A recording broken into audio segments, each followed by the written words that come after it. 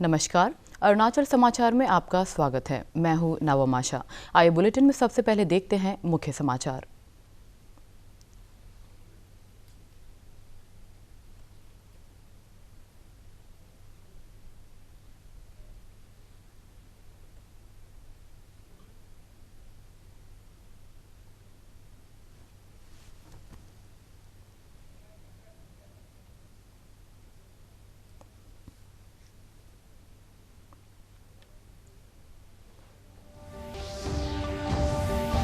प्रधानमंत्री नरेंद्र मोदी ने दिल्ली मेट्रो की मेजेंटा लाइन पर ड्राइवर के बिना चलने वाली देश की पहली रेलगाड़ी का किया उद्घाटन। प्रधानमंत्री ने एयरपोर्ट एक्सप्रेस लाइन पर पूरी तरह संचालित नेशनल मोबिलिटी कार्ड सेवा का भी किया शुभारंभ।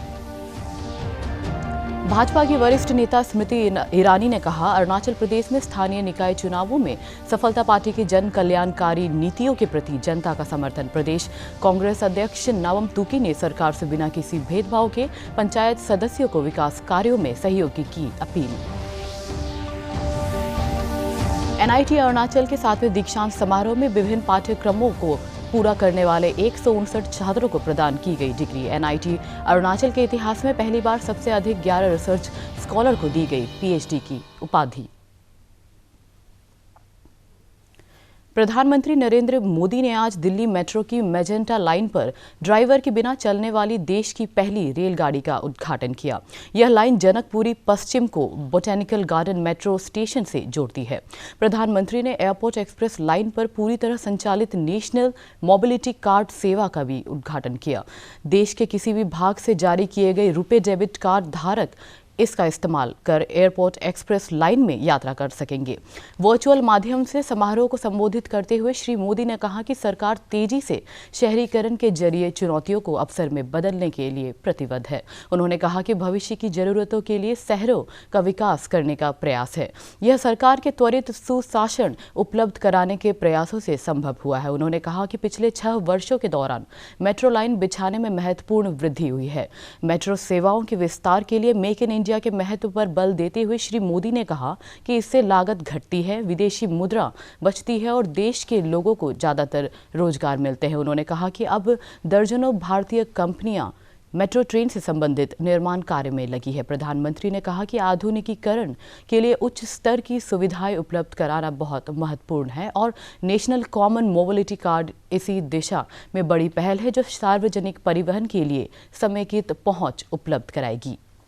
लगाने पर 50% ऊर्जा वापस ग्रिड में चली जाती है। आज मेट्रो रेल में 130 मेगावाट सोलर पावर का इस्तेमाल किया जा रहा है, जिसे बढ़कर 600 मेगावाट तक ले जाने का इरादा है। आधुनिक सोच ये कहती है शहरीकरण को चुनौती न मानकर एक अवसर की तरह इस्तेमाल किया जाए। एक ऐसा अवसर जिसमें हम देश में बेहतर इंफ्रास्ट्रक्चर बना सकते हैं, एक ऐसा अवसर जिसमें हम ईज ऑफ लिविंग बढ़ा सकते हैं। सोच का ये अंतर शहरीकरण के हर आयाम में दिखता है। देश में मेट्रो रेल का निर्माण भी इसका एक उदाहरण है।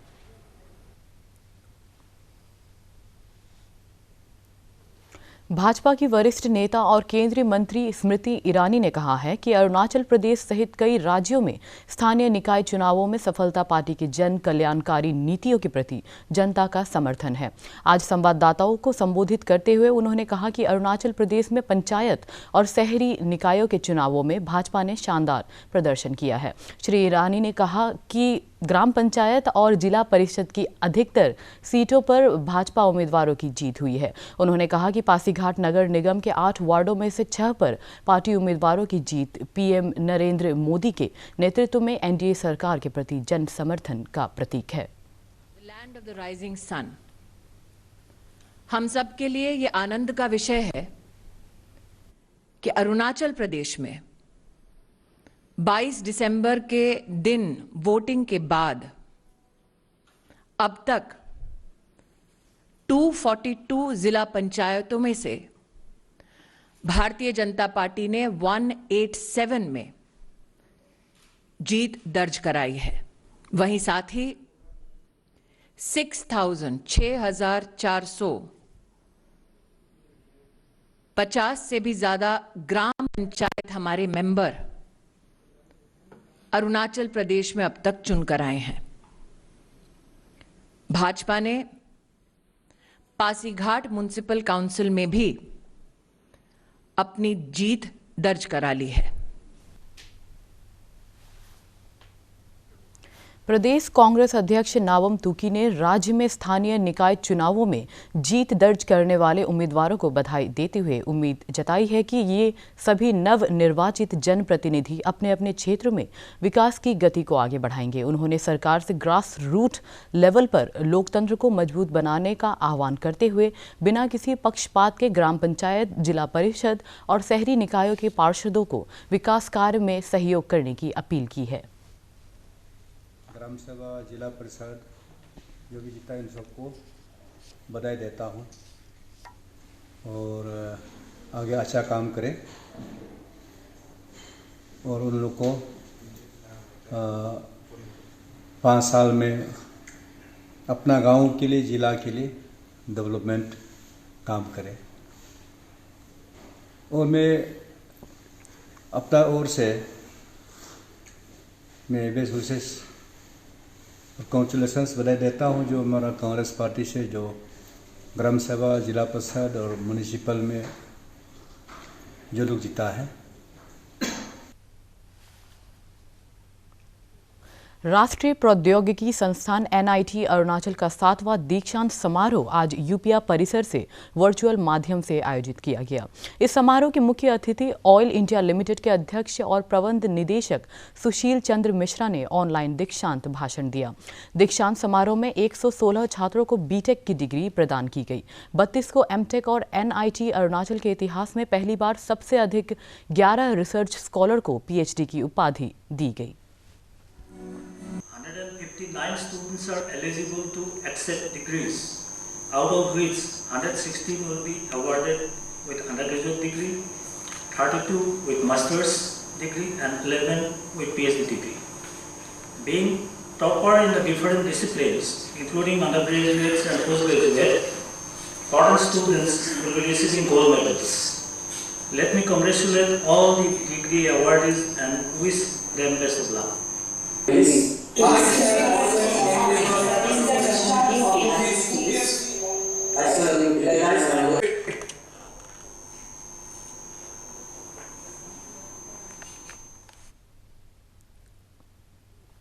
वेस्ट कामेंग जिले के खेलोंग फॉरेस्ट डिवीजन द्वारा गत शुक्रवार को वेस्ट कामेंग नदी में दावांग गेट से लेकर टीपी क्षेत्र के बीच करीब 3 किलोमीटर तक स्वच्छता अभियान चलाया गया।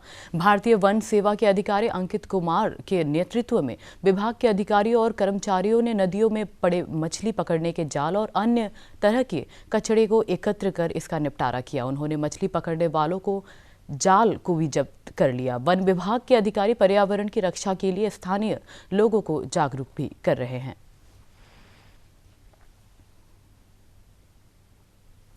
देश में कोविड से स्वस्थ होने की दर 95.83% हो गई है। पिछले 24 घंटों के दौरान 21,000 से अधिक रोगी ठीक हुए हैं। केंद्रीय स्वास्थ्य मंत्रालय ने बताया है कि 97,82,000 से अधिक लोग संक्रमण मुक्त हो चुके हैं। इस समय लगभग 2,77,000 लोगों का उपचार हो रहा है।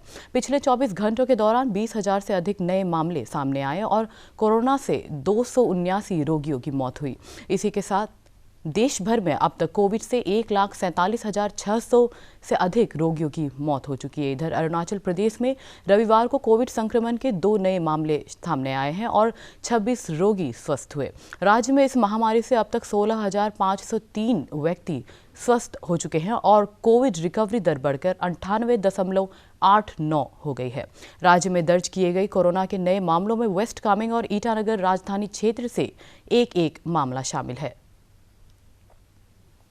भारतीय राष्ट्रीय कांग्रेस की 135वीं जयंती के उपलक्ष्य में देश भर में अनेक कार्यक्रम आयोजित किए जा रहे हैं। कांग्रेस के नई दिल्ली स्थित राष्ट्रीय मुख्यालय में आयोजित स्थापना दिवस कार्यक्रम में गुलाम नबी आजाद, के.सी. वेणुगोपाल सहित कई वरिष्ठ नेताओं ने हिस्सा लिया।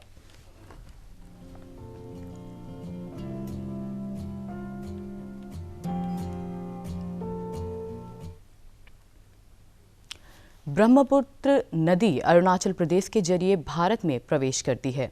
अरुणाचल प्रदेश में इसे सियांग और असम में इसे ब्रह्मपुत्र नदी के नाम से जाना जाता है।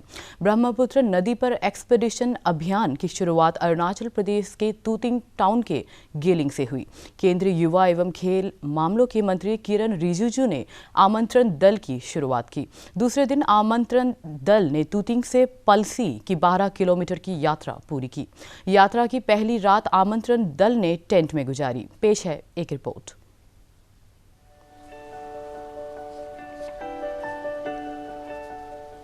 ट्यूटिंग से 12 किलोमीटर की दूरी पर यह पलसी है। पलसी में 4.5 रेटिंग के कई रैपिड हैं, जो यहां आने वाले पर्यटकों को काफी लुभाते हैं, खासकर ऐसे पर्यटक जो जोखिम भरे खतरों से खेलकर टूरिज्म का लुत्फ उठाते हैं। जो एक्शन टूरिस्ट होते हैं, जो एडवेंचर सीकर्स होते हैं, उनके लिए तो ये एक जन्नत है। तो जो एडवेंचर सीकर होते हैं जब इसमें आते हैं और जब उस नदी को पार करते हैं और राफ्टिंग के द्वारा या किसी और कायाकिंग के जरिए, तो उनको जो एक थ्रिल मिलता है, वो थ्रिल आप उसका एक्सप्लेन नहीं कर सकते। तो दोनों लिहाजे से ये बहुत वंडरफुल एक्सपीरियंस है। सियांग नदी भारत की चौथी बड़ी नदी है। ये नदी पानी के बहाव और पर्यटन के नजरिए से काफी मुफीद है। खासकर नदी में 5 से 6 रेटिंग के कई बड़े रैपिड मिल जाते हैं, जो पर्यटकों के लिए जन्नत बन जाते हैं। आमंत्रण दल ने इसी रैपिड से होकर गुजरते हुए अपने अगले पड़ाव चरिंग की यहां से शुरुआत की। बेहतरीन जगह है, सीनरी बहुत अच्छी है क्योंकि पूरा डेंस फॉरेस्ट है। आगे काफ़ी फ्लैट बड़े बड़े भी आएंगे और काफ़ी सारे रैपिड भी आएंगे अच्छे अच्छे। तो हम सब लोग खुश हैं कि आज इतने बड़े टीम NDRF के साथ और हमारी टीम साथ में जा रही है और एक्सप्लोर करेगी गॉर्ज सेक्शन को टुडे। 19 सदस्यीय आमंत्रण दल में शामिल सुभाषिनी अकेली लड़की है जो इस आमंत्रण दल को लीड कर रही है। सुभाषिनी इससे पहले गंगा आमंत्रण दल की अगुवाई कर चुकी है।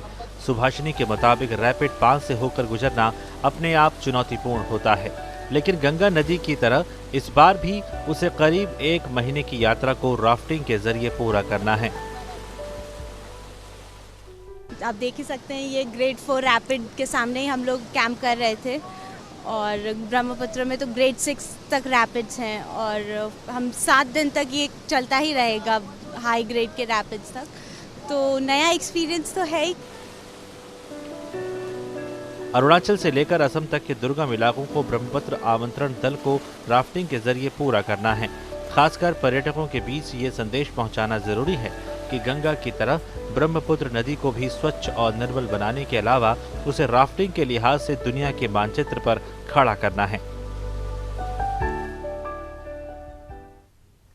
प्रधानमंत्री किसान योजना के तहत किसानों को प्रत्येक 3 महीने में 2000 रुपए की सम्मान राशि जारी होने से उन्हें खाद, बीज सहित खेती के लिए आवश्यक वस्तुएं खरीदने में मदद मिल रही है। ईस्ट सियांग जिले के किसान ओजिंग मेगू और अनु पाबो ने सरकार के प्रति आभार व्यक्त करते हुए कहा है कि समय पर उन्नत बीज, खाद और तकनीकी सहायता मिलने से खेती में उत्पादन बढ़ा है और इससे उनकी आमदनी में भी इजाफा हो रहा है। ईस्ट सियांग जिला कृषि अधिकारी अजित पाओ ने भी PM किसान सम्मान योजना के लाभार्थियों के बारे में जानकारी देते हुए कहा है कि पारदर्शिता के साथ इस योजना का लाभ समय पर किसानों के बैंक खाते में पहुंच रहा है।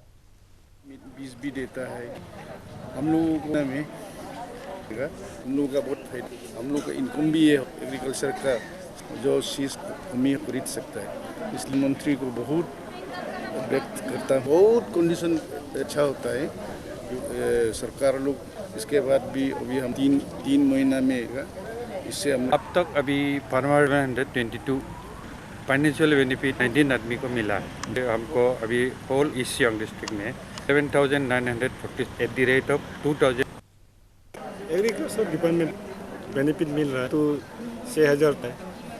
इसको बीजन भी नहीं मिल रहा है, हम लोग वो पैसा से और के लिए भी हम लोग वो ये बहुत हमला दे रहा है।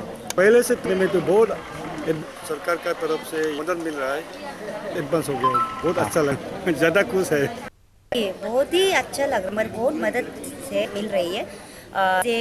में एग्रीकल्चर डिपार्टमेंट या बहुत कुछ इमरजेंसी में हम उसको लेबर लगाता है, उसी में अगर हम उसको इमरजेंसी हम वो ले लेता है। अरुणाचल समाचार के आज के अंक में इतना ही। जाने से पहले आप सभी से अनुरोध है कि कोविड-19 के दिशा निर्देशों का पालन करें, हमेशा मास्क लगाएं, बार बार हाथ धोएं और सोशल डिस्टेंसिंग के नियमों को मानें। हम कल फिर हाजिर होंगे अरुणाचल और देश दुनिया की खबरों के साथ। चलते चलते आपको बता दें, आप अरुणाचल समाचार हमारे YouTube channel DD news Arunachal पर भी देख सकते हैं। देखते रहिए अरुण प्रभा। नमस्कार।